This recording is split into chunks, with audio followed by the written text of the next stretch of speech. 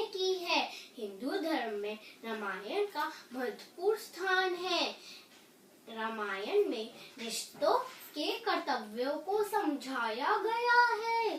तो आइए रामायण के संक्षिप्त प्रस्तुति का आनंद लेते हैं।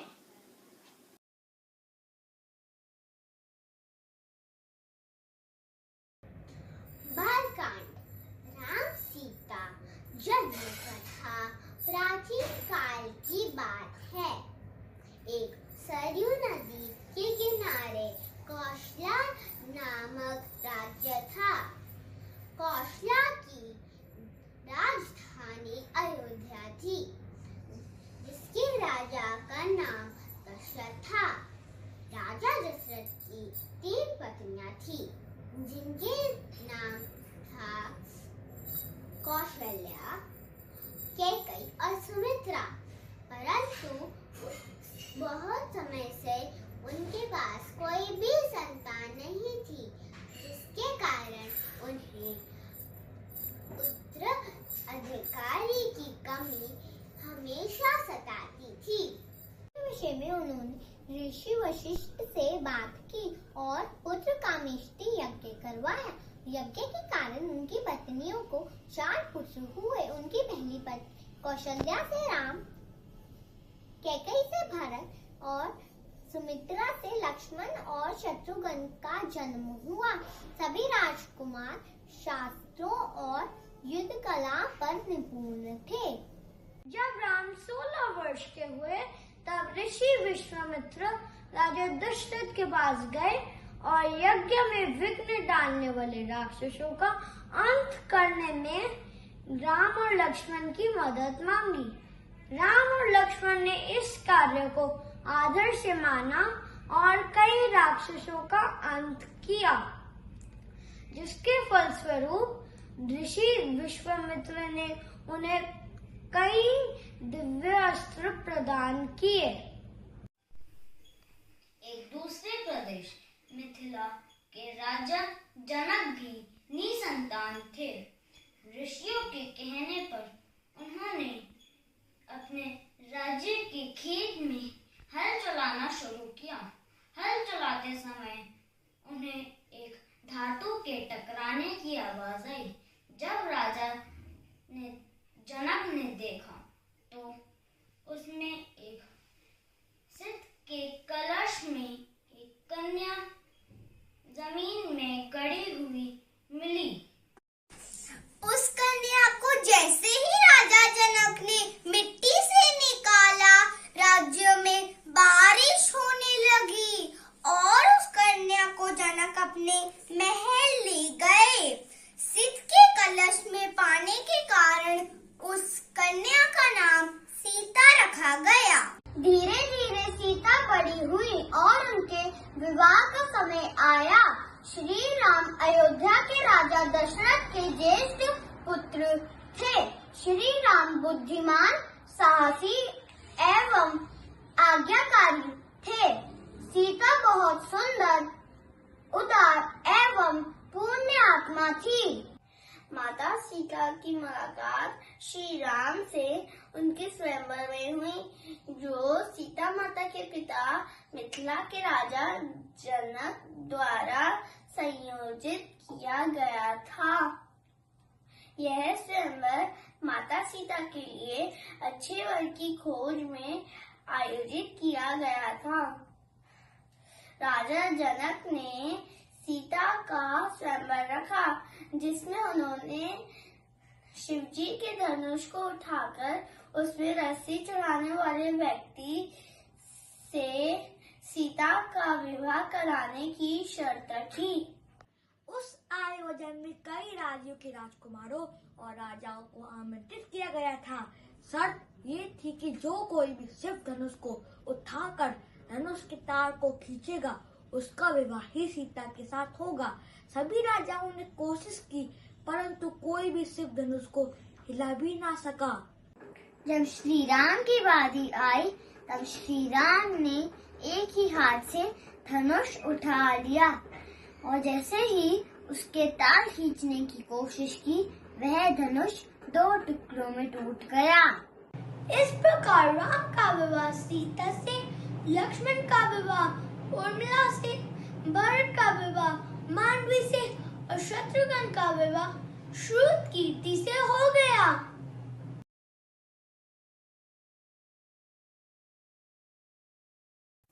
अयोध्या राज घराने में षड्यंत्र। जब राम को एक तरफ राज तिलक करने की तैयारी हो रही थी, तभी उनकी सौतेली माँ कैकेयी अपने पुत्र भरत को अयोध्या का राजा बनाने का षड्यंत्र रच रही थी। यह षड्यंत्र पूरी मंत्रा के द्वारा किया गया था। रानी कैकेयी ने एक बार राजा दशरथ की जीवन की रक्षा की थी। तब राजा दशरथ ने कुछ भी मांगने के लिए बोला था, पर कैकेयी ने बोला समय आने पर मैं मांग लूंगी। उसी वचन के बल पर कैकेयी ने राजा दशरथ से पुत्र भरत के लिए अयोध्या का सिंहासन और श्री राम के लिए 14 वर्ष का वनवास मांगा। श्री राम तो आज्ञाकारी थे, इसीलिए उन्होंने अपनी सौतेली माँ कैकेयी की बातों को आशीर्वाद माना और माता सीता और अपने प्रिय भाई लक्ष्मण के साथ 14 वर्ष का वनवास व्यतीत करने राज्य छोड़कर चले गए। इस असीम दुख को राजा दशरथ सह नहीं पाए और उनकी मृत्यु हो गई। कैकेयी के पुत्र भरत को तब यह बात पता चली तो उसने भी राजगद्दी लेने से इनकार कर दिया।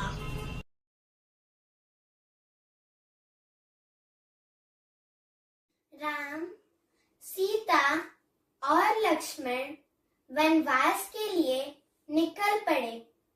रास्ते में उन्होंने कई असुरों का संहार किया और कई पवित्र और अच्छे लोगों से भी वे मिले। वे वन चित्रकूट में एक कुटिया बनाकर रहने लगे। एक बार की बात है, लंका के असुर राजा रावण की छोटी बहन शूर्पणखा ने राम को देखा और वह मोहित हो गई। उसने राम को पाने की कोशिश की, पर राम ने उत्तर दिया कि मैं तो विवाहित हूँ, तुम जाकर मेरे भाई लक्ष्मण से पूछ के देखो। तब शूर्पणखा लक्ष्मण के पास जाकर विवाह का प्रस्ताव रखने लगी, पर लक्ष्मण ने साफ इनकार कर दिया। तब शूर्पणखा ने क्रोधित होकर माता सीता पर आक्रमण कर दिया। यह देखकर लक्ष्मण ने चाकू से शूर्पणखा की नाक काट दी।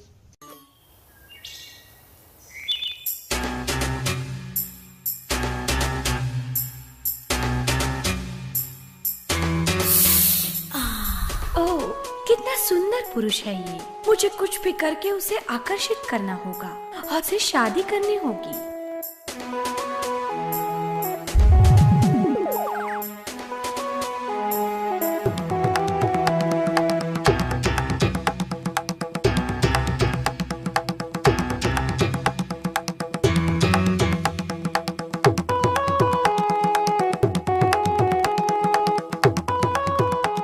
मैं शूर्पणखा हूँ। मैं रावण की छोटी बहन हूँ। रावण जो लंकाधिपति हैं। जनस्थान के पराक्रमी राजा कर्ण और दूषण मेरे भाई हैं। मैं राम हूँ, अयोध्या के राजा दशरथ का ज्येष्ठ पुत्र। मैं यहाँ वनवास में 14 साल रहने के लिए आया हूँ। तुम्हारा नाम तुम्हारे ही जैसा सुंदर है। क्या तुम मुझसे शादी करोगे? वो कुटिया के छत पर खड़ा लक्ष्मण मेरा भाई है, वो भी सुंदर है। तुम उससे ही शादी क्यों नहीं करती? हाँ, वो भी सुंदर है। क्या तुम मुझसे शादी करोगे? राजकुमार तो राम है, मैं तो यहाँ सिर्फ उनकी सेवा करने आया हूँ, इसलिए तुम्हें उनसे शादी करनी चाहिए, मुझसे नहीं। ओह, ये तो असंभव है। क्या मैं सुंदर नहीं हूँ? तुम सुंदर तो हो, पर मेरी शादी हो चुकी है। ये है मेरी पत्नी सीता।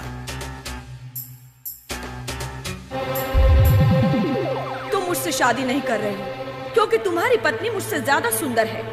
मैं अभी उसे मार डालती हूँ। देखती हूँ कि मुझसे शादी किए बिना तुम यहाँ कैसे रह सकते हो।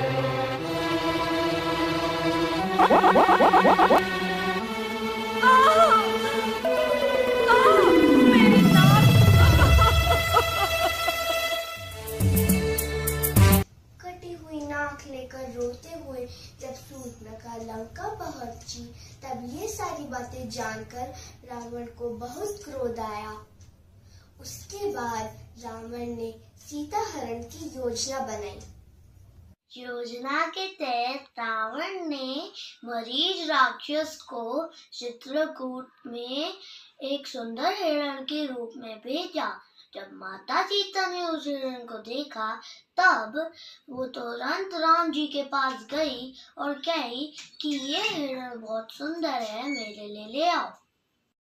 सीता की बात को मानकर राम उस हिरण को पकड़ उसके पीछे पीछे गए और लक्ष्मण को आदेश दिया कि सीता को छोड़कर कहीं नहीं जाए। बहुत पीछा करने के बाद राम ने उस हिरण को बाण से मारा।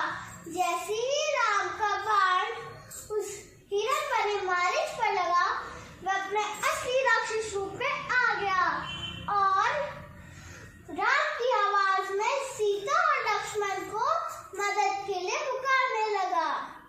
सीता ने जब राम की आवाज में उस राक्षस को विलाप करते देखा तो वो घबरा गई और उन्होंने लक्ष्मण को राम की मदद करने के लिए वन जाने को कहा और लक्ष्मण ने सीता माता की कुटिया को चारों ओर से लक्ष्मण रेखा से सुरक्षित किया और वो श्री राम की खोज में वन में चले गए।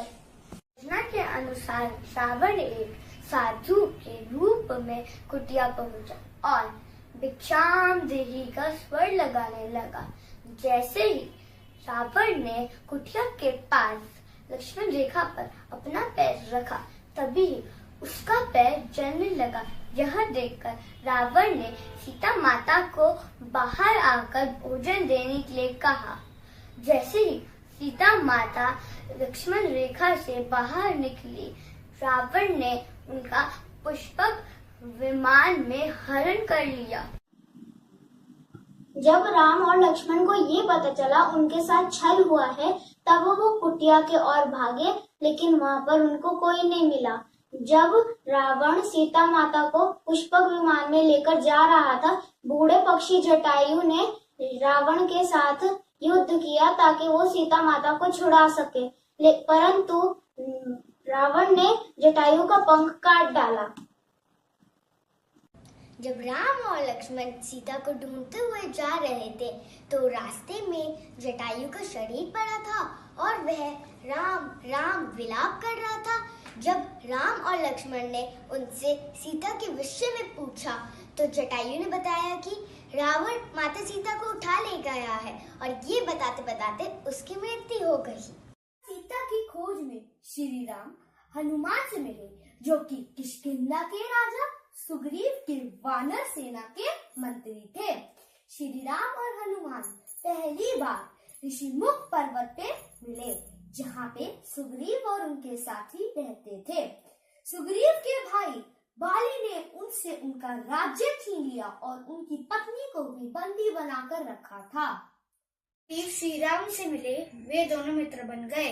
जब रावण पुष्पक विमान में सीता माता को ले जा रहा था, तब माता सीता ने निशाने के लिए अपने अलंकार फेंक दिए थे। वो सुग्रीव की सेना के कुछ वानर को मिला था। जब उन्होंने श्री राम को वो अलंकार दिखाए, तो राम और लक्ष्मण की आंखों में आंसू आ गए। धन्यवाद। श्री राम ने बाली का वध करके सुग्रीव को किष्किंधा का राजा दोबारा बना दिया। सुग्रीव ने भी मित्रता निभाते हुए श्री राम को वचन दिया कि वो और उसकी वानर सेना भी सीता माता को रावण के चंगुल से छुड़ाने के लिए पूरी जी जान लगा देंगे। इसके बाद हनुमान, सुग्रीव और जामवंत ने मिलकर वानर सेना का नेतृत्व किया और अपनी सेना को चारों दिशाओं में भेज दिया। सभी दिशाओं में ढूंढने के बाद भी जब कुछ न मिला, तो ज्यादातर सेना वापस लौट आई। दक्षिण की तरफ हनुमान एक सेना लेकर गए, जिसका नेतृत्व अंगद कर रहे थे। जब वे दक्षिण के समुद्र तट पर पहुंचे तब वे भी उदास होकर विंध्य पर्वत पर इसके विषय में बात कर रहे थे। वहीं कोने में एक बहुत बड़ा पक्षी बैठा था जिसका नाम था संपाति। संपाति वानरों को देखकर बहुत खुश हो गया और भगवान का शुक्रिया करने लगा इतना सारा भोजन देने के लिए। जब सभी वानरों को पता चला कि वह उन्हें खाने की कोशिश करने वाला था तो वह उसकी घोर आलोचना करने लगे और महान पक्षी जटायु का नाम लेकर उसकी वीरता की कहानी सुनाने लगे। संपाति को जैसे ही जटायु की मृत्यु के बारे में पता चला वह जोर जोर से विलाप करने लगा। उसने वानर सेनों को बताया कि वह जटायु का भाई है और यह भी बताया कि उसने और जटायु ने मिलकर स्वर्ग में जाकर इंद्र को भी युद्ध में हराया था। उसने यह भी बताया कि सूरज की तेज किरणों से जटायु की रक्षा करते समय उसके सभी पंख भी जल गए और वह उस पर्वत पर गिर गया।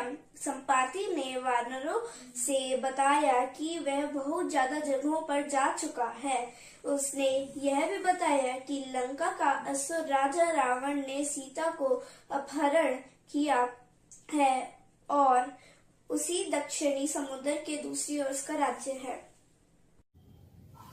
माता सीता की खोज के उपक्रम में जामवंत ने हनुमान की भूली हुई शक्तियों को याद दिलाने का प्रयास किया जो एक श्राप की वजह से हनुमान भूल गए थे। जामवंत ने हनुमान को सभी शक्तियों को ध्यान दिलाते हुए कहा कि हे हनुमान, आप तो महाज्ञानी हैं, वानरों के स्वामी और पवन पुत्र हैं। यह कहकर हनुमान का मन हर्षित हो गया और वह समुद्र तट किनारे स्थित सभी लोगों से बोले, अभी आप सभी कंदमूल खाकर यही मेरा इंतजार करें जब तक मैं माता सीता को देखकर ना लौट आऊं। ऐसा कहकर वह समुद्र के ऊपर से उड़ते हुए लंका की ओर चले गए। माता सीता को ढूंढने के प्रयोजन में रास्ते में जाते समय हनुमान जी को मेनका पर्वत मिली। उन्होंने हनुमान जी से कहा कि कुछ देर आराम कर ले, पर हनुमान जी ने उत्तर दिया कि जब तक मैं श्री राम जी का कार्य पूर्ण न कर लूं तब तक मेरे लिए आराम की कोई जगह नहीं, और उड़ते हुए आगे चले गए। देवताओं ने हनुमान की परीक्षा लेने के लिए सांपों की माता सुरसा को भेजा। सुरसा ने हनुमान को खाने की कोशिश की पर हनुमान को वो खा न सकी। हनुमान उसके मुख में जाकर दोबारा निकल आए और आगे चले गए। समुद्र में एक छाया को पकड़कर खा लेने वाली राक्षसी रहती थी। उसने हनुमान को पकड़ लिया पर हनुमान ने उसे भी मार दिया। समुद्र तट पर पहुंचने के बाद हनुमान एक पर्वत के ऊपर चढ़ गए और वहां से उन्होंने लंका की ओर देखा। लंका का राज्य उन्होंने देखा जिसके सामने बहुत बड़ा दीवार था और पूरा लंका सोने की बनी हुई थी। हनुमान ने एक छोटे मच्छर का आकार जितना रूप धारण किया और उसी दीवार से अंदर जाने लगे। उसी दीवार पर लंकनी नामक राक्षसी रहती थी। उसने हनुमान का रास्ता रोका तो हनुमान ने एक जोर का घूंसा दिया जिस वजह से वह नीचे जाकर गिरी। डर के मारे उसने हनुमान को हाथ जोड़ा और लंका के भीतर जाने दिया। हनुमान ने माता सीता को महल के हर जगह ढूंढा पर वह उन्हें नहीं मिली। थोड़ी देर ढूंढने के बाद उन्हें एक ऐसा महल दिखाई दिया जिसमें एक छोटा सा मंदिर था। एक तुलसी का पौधा भी था। हनुमान यह देखकर अचंभे में पड़ गए और उन्हें यह जानने की इच्छा हुई कि आखिर ऐसा कौन है जो इन असुरों के बीच श्री राम का भक्त है। जिज्ञासा का अंत करने के लिए हनुमान ने ब्राह्मण का रूप धारण किया और उन्हें पुकारा। विभीषण अपने महल से बाहर निकले और जब उन्होंने हनुमान को देखा तो वो बोली, हे महापुरुष, आपको देखकर मेरे मन को अत्यंत सुख मिल रहा है। क्या आप स्वयं श्री राम हैं? हनुमान ने पूछा, आप कौन हैं? विभीषण ने उत्तर दिया, मैं रावण का भाई विभीषण हूँ। यह बात सुनकर हनुमान अपने असली रूप में आए और उन्हें श्री रामचंद्र जी के विषय में बातें बताएं। विभीषण ने निवेदन किया, हे पवन पुत्र, मुझे एक बार श्री राम जी से मिलवा दो। हनुमान ने उत्तर दिया, मैं श्री राम जी से जरूर मिलवा दूंगा, परंतु मुझे यह बताओ कि मैं जानकी माता से कैसे मिल सकता हूँ?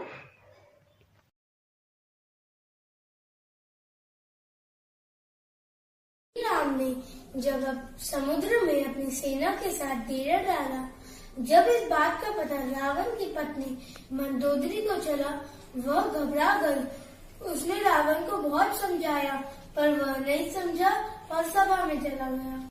रावण के भाई विभीषण ने भी रावण को सभा में समझाया और सीता माता को सम्मान पूर्वक श्री राम को सौंप देने के लिए कहा, परंतु यह सुनकर रावण क्रोधित हो गया और अपने ही भाई को लात मार दी, जिसके कारण विभीषण सीढ़ियों से नीचे आ गिरे। विभीषण ने अपना राज्य छोड़ दिया और श्री राम के पास गए।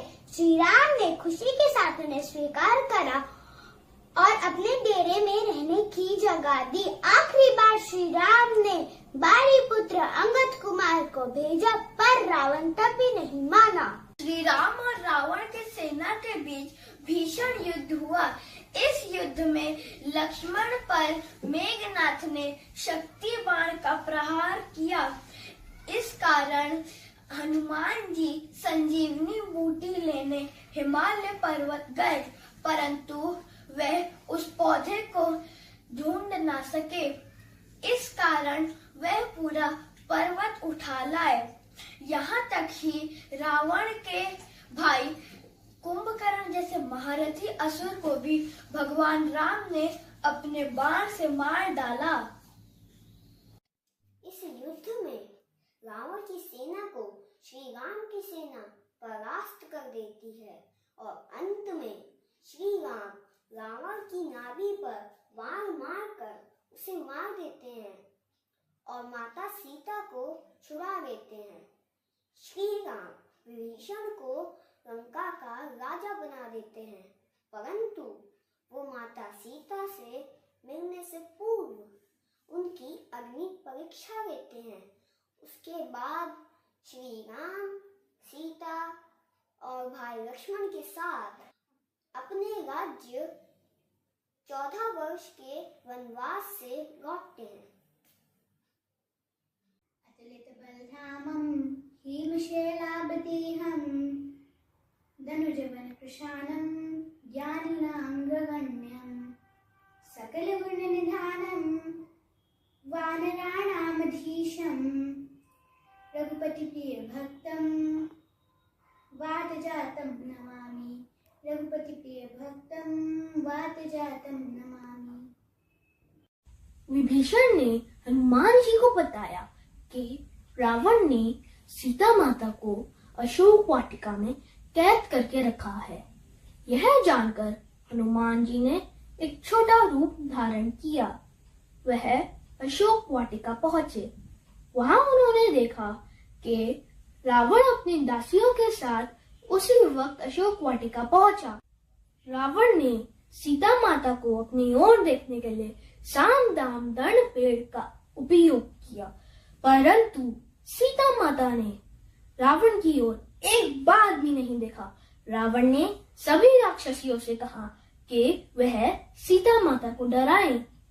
पर त्रिविटा नामक एक राक्षसी ने माता की बहुत मदद और देखभाल की। अन्य राक्षसियों को भी डराया, जिससे अन्य राक्षसी भी माता की देखभाल करने लगे। कुछ देर बाद हनुमान ने सीता जी के सामने श्री राम की अंगूठी डाल दी। श्री राम नाम से अंकित अंगूठी देखकर सीता माता के आंखों से आंसू निकल पड़े, परंतु सीता माता को संदेह हुआ कहीं रावण की तो चाल नहीं। तब भी सीता माता ने पुकार की, कौन है ये जो अंगूठी लेकर आया है? तब भी हनुमान जी प्रकट हुए। हनुमान जी को भी देखकर सीता माता को विश्वास नहीं नहीं हुआ।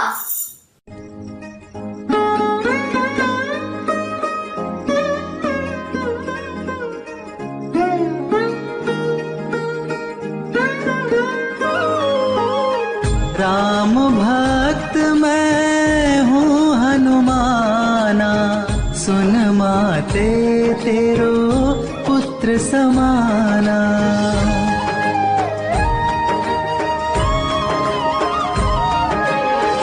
करूं बखान मैं वो प्रसंगा, जो जानत सिया राम के संगा।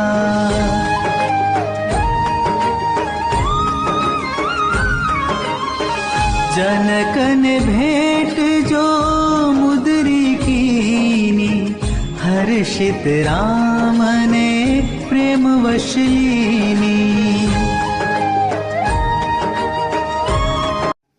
उसके बाद हनुमान जी ने मधुर वचनों के साथ श्री रामचंद्र के गुणों का वर्णन किया और बताया कि वह श्री राम जी के दूत हैं।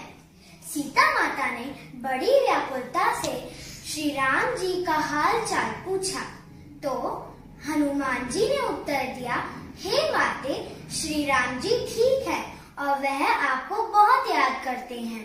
वह आपको बहुत जल्द ही लेने आएंगे और मैं शीघ्र ही आपका यह संदेश श्री राम जी के पास पहुंचा दूंगा। तभी हनुमान जी ने सीता माता से श्री राम जी को दिखाने के लिए चिन्ह मांगा तो सीता माता ने अपने कंगन उतारकर हनुमान जी को दे दिए। हनुमान जी को बहुत भूख लग रही थी। वह अशोक वाटिका में लगे पेड़ से फल तोड़कर खाने लगे। फल खाने के साथ साथ वो पेड़ को भी तोड़ने लगे। रावण की सेना ने उन पर प्रहार किया पर हनुमान जी ने उन सबको मार डाला।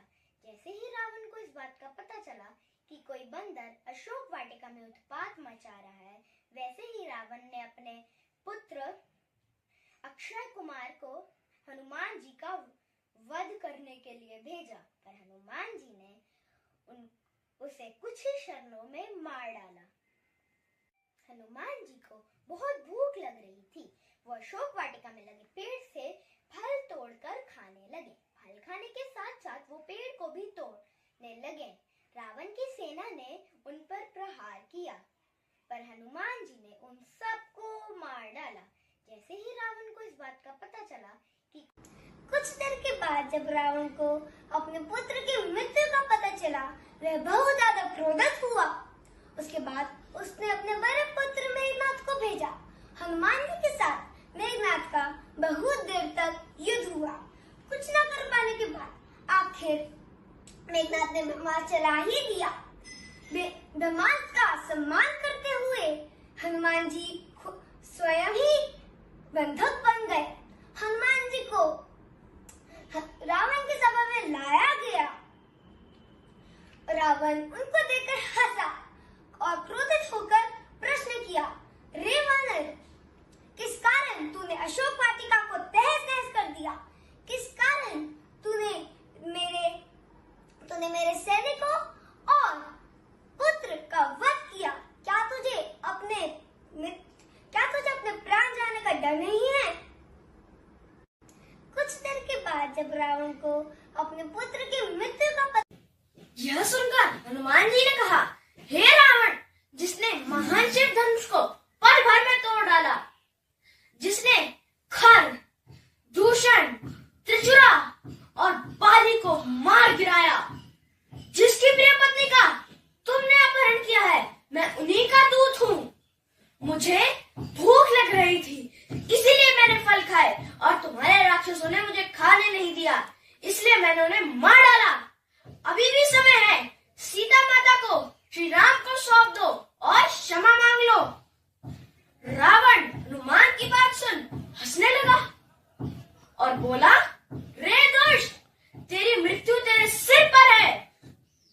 ऐसा कहकर रावण ने अपने मंत्रियों को हनुमान को मार डालने का आदेश दिया। सभी मंत्री हनुमान को मारने दौड़ दौड़े। तभी विभीषण वहां आ पहुंचे और बोले, रुको, दूत को मारना सही नहीं होगा, ये नीति के विरुद्ध है, कोई और भयानक दंड देना चाहिए। सभी ने कहा, बंदर को अपनी पूंछ सबसे प्यारी होती है, तो क्यों ना एक कपड़ा तेल में डुबोकर इसकी पूंछ पर बांधकर आग लगा दी जाए। हनुमान जी के पूंछ पर तेल वाला कपड़ा बांधकर आग लगाती गई। जैसे ही पूंछ पर आग लगी, हनुमान जी बंधन मुक्त होकर एक छत से दूसरी छत पर कूदने लगे और ऐसे ही पूरे सोने की लंका को जलाकर समुद्र की ओर चले गए। वहां अपनी पूंछ पर लगी आग को बुझा दिया।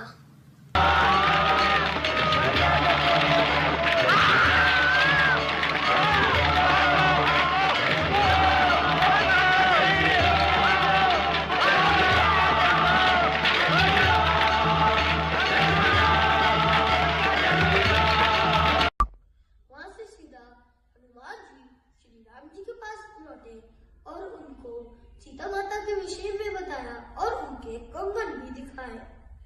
सीता माता की निशानी देखकर श्री राम जी भावुक हो गए।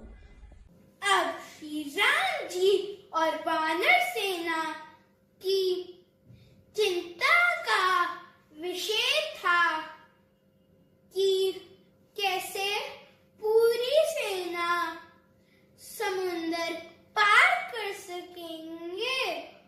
श्री राम जी ने समुद्र से निवेदन किया कि वह रास्ते दे ताकि वो पार कर सके, परंतु समुद्र कई बार कहने पर भी नहीं माना।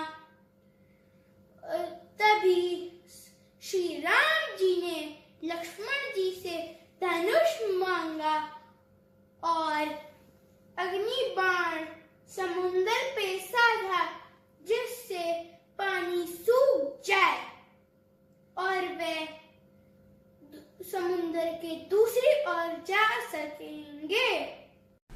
जैसे ही श्री राम ने ऐसा किया, समुद्र देव डरते हुए प्रकट हुए, श्री राम से माफी मांगी और कहा, हे नाथ, ऐसा ना करें, मेरे में जो भी जीवित प्राणी और मछलियां हैं उनका अंत हो जाएगा। श्री राम ने कहा, हे समुद्र देव, हमें ये बताओ, मेरी विशाल सेना इस समुद्र को कैसे पार करे। समुद्र देव ने उत्तर दिया, हे रघुनंदन राम, आपकी सेना में 2 वानर है, एक नर और नील। उनके स्पर्श करके आप किसी भी बड़ी से बड़ी चीज को पानी में तैरा सकते हैं। यह कहकर समुद्र देव चले गए।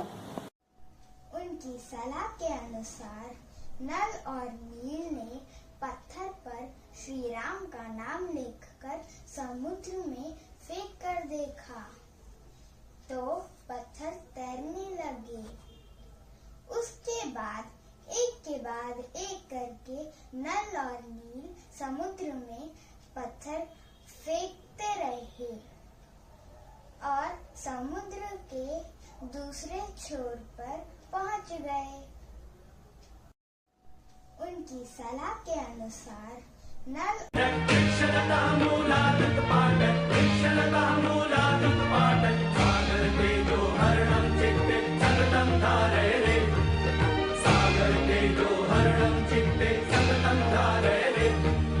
रघुपति चरण स्पर्श वरदानं भवति काष्ठवत् दृढपाषाणं। रघुपति चरण स्पर्श वरदानं भवति काष्ठवत् दृढपाषाणं। स्पर्श पुनीत शिलाखण्डानपि जलति जलकारे रे।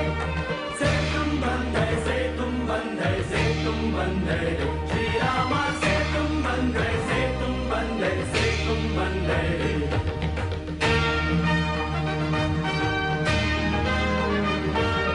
शिला भवति खलु संतरणीया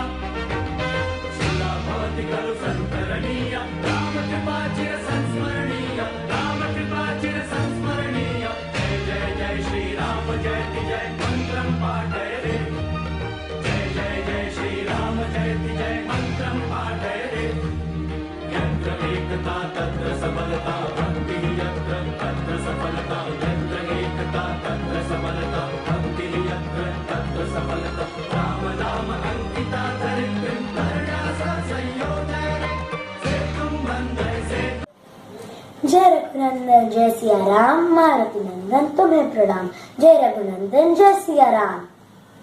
निज भवन गवनीयु सिंधु श्री रघुपति यह मत भाययु, यह चरित कलिमल हर जथामति दास तुलसी गाययु, दास तुलसी गाययु।